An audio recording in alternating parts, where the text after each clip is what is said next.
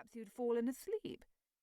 It wouldn't be the first time you'd slipped into a doze in my dressing-room when you'd much better have remained awake.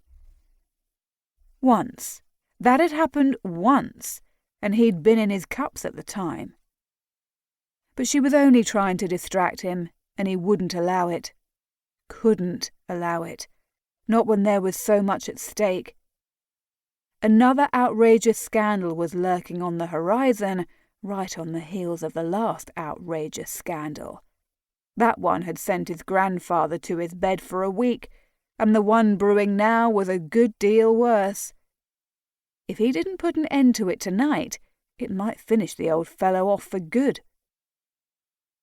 "Let's get on with it, shall we, Your Grace?" Selina rapped her knuckles on the table. "Unless, of course, you wish to forfeit. Luck hasn't been with you tonight, has it?" Luck be damned. Luck hadn't a thing to do with it.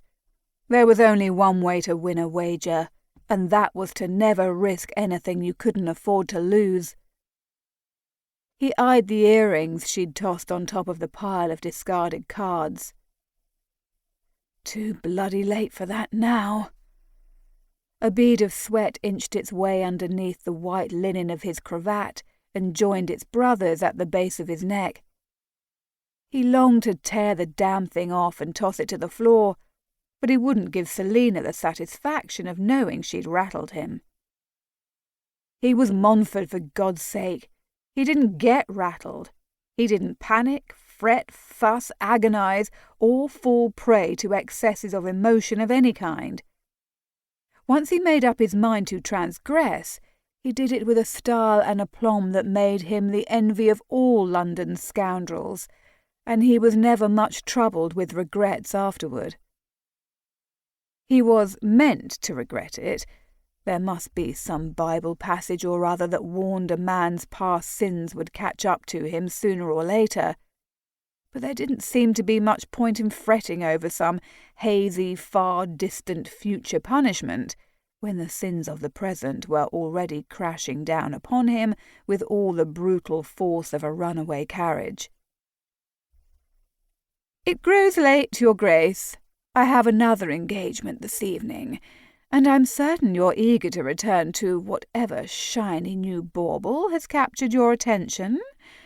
I dare say you've already replaced me. You'd think nothing of humiliating me in such a cruel manner, would you, Montford?" "Ah, we're back to this now, are we, my lady?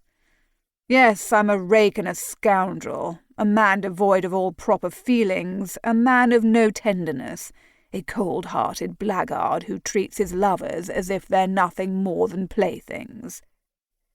And so on and so forth. It was her usual harangue. In the end, her dramatics and endless recriminations were the reason he'd put an end to what had been a rather agreeable relationship between them. Well, that and the fact that she'd been encouraging the attentions of other gentlemen. He'd never been particularly good at sharing with others. It was an affliction, alas, common among young children and dukes. "You're a beast, Montford!" Selina thrust out her lower lip in a tremulous pout. As recently as a month ago, that pout would have so inflamed his passions he'd have tumbled her into the nearest bed. But he was no longer taken in by her performances. Now it left him cold. "A beast indeed. If I recall correctly, you rather liked that about me at one time." "Is mockery the best you have to offer, Montford? After we once meant so much to each other? After months of only living when we were in each other's arms?" "So romantic, Selina. But do permit me to point out that you appeared lively enough when you hurled your hairbrush at my head, and I don't recall you being in my arms then." "Oh, I might have known you'd throw that in my face." "Mere words, my dear. They land rather more gently than your hairbrush did."